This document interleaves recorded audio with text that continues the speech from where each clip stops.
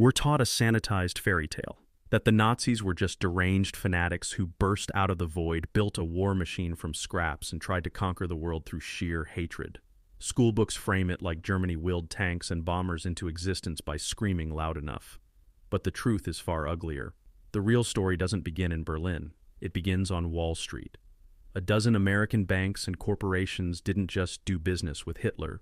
They built him, financed him, armed him, and kept the money flowing even after American soldiers were already dying in Europe. And the wildest part? Some of them made record profits in the middle of the bloodiest war in human history. By the end of this story, you'll understand exactly why your teachers skipped this chapter, and why the same companies that once profited from genocide still shape the world you live in today. So let's rewind to 1933. Hitler has just seized power. Germany is wrecked.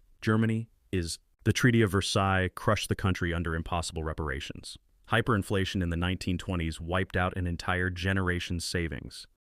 Unemployment is pushing 30%. Families are starving. The Reichsmark is basically toilet paper. And Hitler walks in promising to make Germany great again. But here's the truth nobody tells you. You can't build a war machine with speeches. You need steel. You need oil. You need machinery, tools, factories, and above all, oceans of cash. And Germany in 1933 had none of it. So where did Hitler's economic miracle come from? Picture this. Wall Street, late 1920s.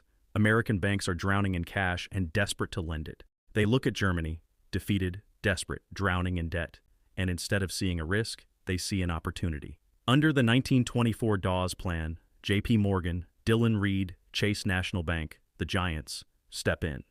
They don't just lend Germany money, they restructure its entire financial system. They float massive bond issues. They inject capital, oversee budgets, advise ministries. They make Germany dependent on American money. Between 1924 and 1931, more than $475 million flows from the U.S. into Germany, the equivalent of over $8 billion today. And this isn't charity. These are loans with interest, conditions, and influence. American bankers literally help run Germany's economy through the Dawes Committee. So when Hitler takes power, he doesn't start from rubble. He steps into a ready-made financial pipeline designed and maintained by Wall Street. He inherits the system. And the American banks, they don't back away. They lean in. And the American banks, they don't retreat. They double down. Now here's the part that punches you in the gut. Standard Oil, yes, Rockefeller Standard Oil, didn't just trade with Nazi Germany. They became one of Hitler's most important suppliers. They made a deal with IG Farben, the chemical empire that would later manufacture Zyklon B for the gas chambers. Joint ventures, technology sharing, research partnerships, and the deadliest gift of all, synthetic fuel. Because Germany had no oil, none, no colonies, no Middle East access, no natural reserves. So how did the Luftwaffe stay in the air? How did Panzer divisions roll across Europe at terrifying speed? Standard Oil handed them the hydrogenation process, the technology to turn coal into fuel. Germany didn't discover it. They bought it from the United States. Without synthetic fuel, the entire Nazi war machine would have sputtered out in 6 months, and Standard Oil knew exactly what they were enabling. They had representatives on the ground. They received reports. They kept the partnership going after 1939, after Poland, after the world was on fire. Let that settle in for a moment. The company that eventually became Exxon literally powered Hitler's military. And then comes IBM, the tech darling, the think different company. Yeah, that IBM. They didn't just sell Nazi Germany punch card machines. They custom-built systems for tracking Jews.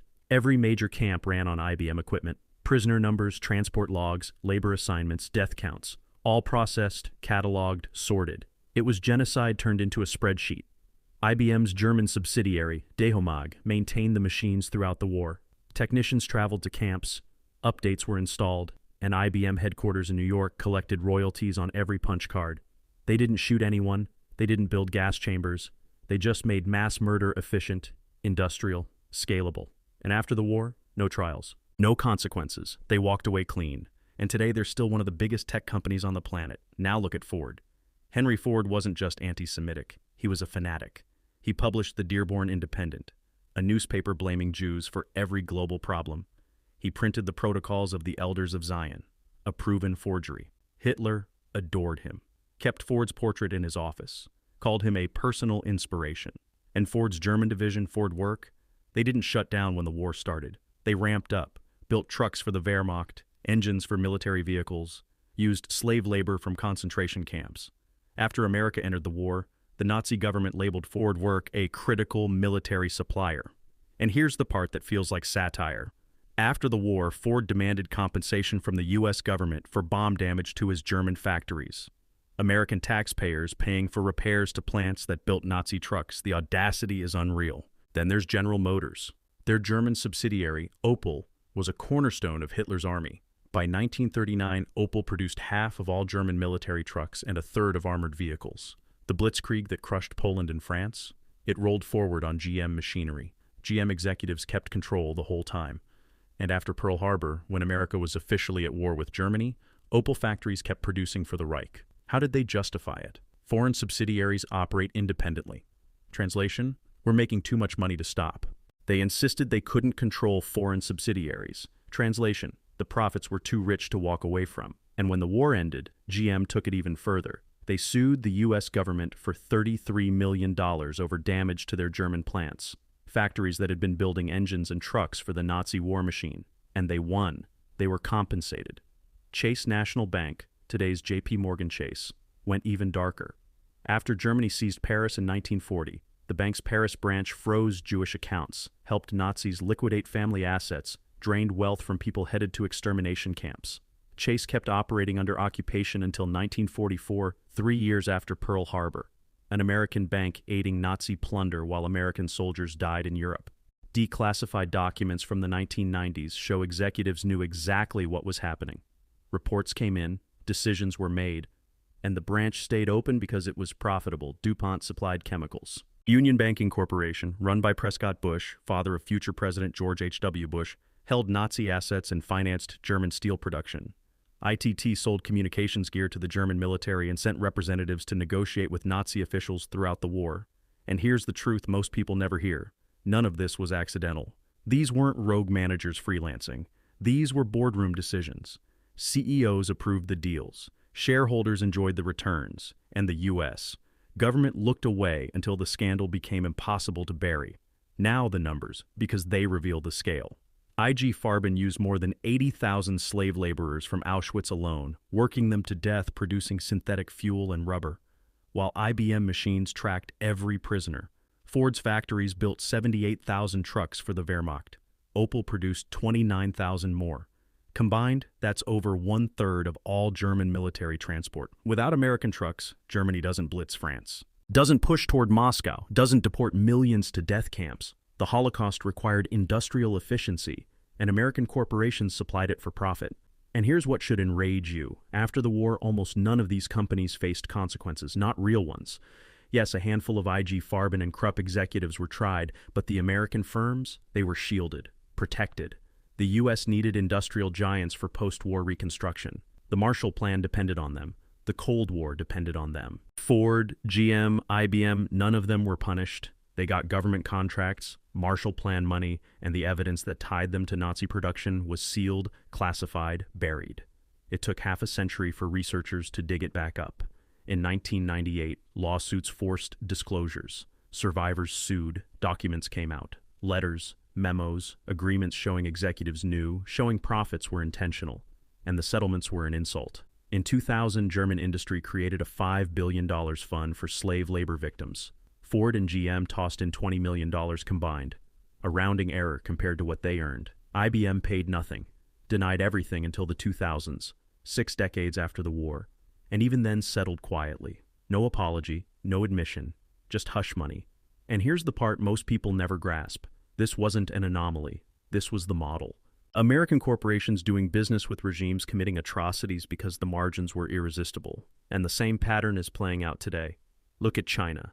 Apple, Nike, Tesla, companies celebrated as innovators, all tied to manufacturing in Xinjiang, where Uyghur Muslims are held in camps, forced to work under surveillance, stripped of culture, identity, freedom. The U.S. State Department officially calls it genocide.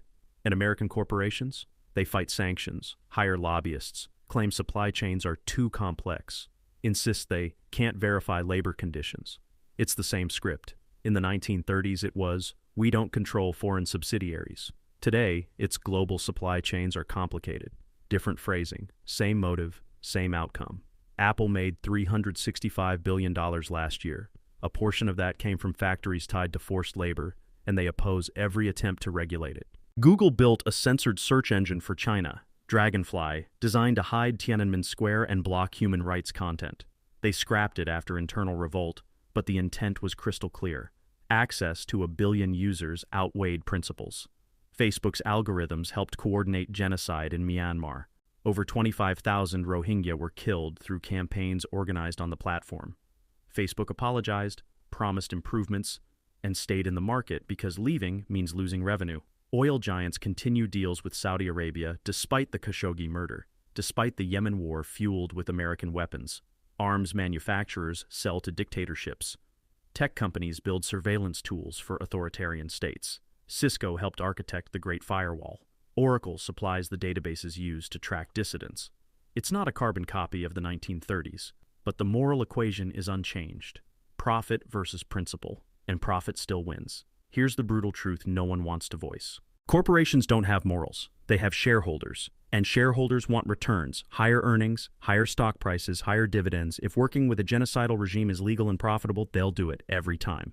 Executives always have a script. We're creating jobs. We can't compete otherwise. It's complicated. And while they say that, they pour money into charities, rename buildings, fund museums, sponsor scholarships, shine the front of the house while the back stays dark. Ford did it. GM did it. IBM perfected it. You can build a hospital with one hand and enable atrocities with the other. As long as the hospital is visible and the atrocity is hidden, people will still call you a benefactor. That's how the game works. So what do you do with all this? First, understand that World War II wasn't just armies and battles. It was financed. American banks restructured German debt. American corporations supplied Germany with trucks, engines, fuel, and technology. American punch card systems tracked victims. Without Wall Street, Hitler doesn't rearm. Without Ford and GM, the Wehrmacht doesn't move. Without IBM, the Holocaust doesn't become industrial. They never wore swastikas, but they enabled the machinery behind them, because it paid. Second, accountability is a myth. Most of the executives died wealthy. The companies paid token settlements decades later and kept operating, kept growing, kept profiting. The pattern survives because punishment doesn't. Third, watch where your money goes. That iPhone in your pocket might have been assembled by Uyghur labor. Those Nikes, same story. That Tesla, built with supply chains tied to Chinese surveillance contractors. Your dollars feed these systems, not on purpose, but they do. And corporations count on the fact that most people won't look closely enough to care. Fourth, this isn't conspiracy talk. It's documented. Congressional reports, lawsuits, declassified archives. The information is public. It's just not taught, not highlighted, not convenient for the companies that still wield influence, still lobby lawmakers, still shape the narrative. If this is making you angry, if you're realizing your textbook skipped the most important chapter, good. Because this story didn't end in 1945. It repeats. New countries, new industries, same incentives, same excuses, and unless people recognize the pattern, it runs forever. So if you're tired of the sanitized version of history, hit like, subscribe. There's more to uncover. And drop a comment. Which modern company do you think is playing the same game right now? I guarantee you're funding something you wouldn't tolerate if you actually knew the details. Thanks for watching. Stay skeptical. History isn't finished. It's just better at hiding. And the same families who profited during Hitler's rise still pull levers today. Different names, same lineage, same playbook. We just stopped paying attention.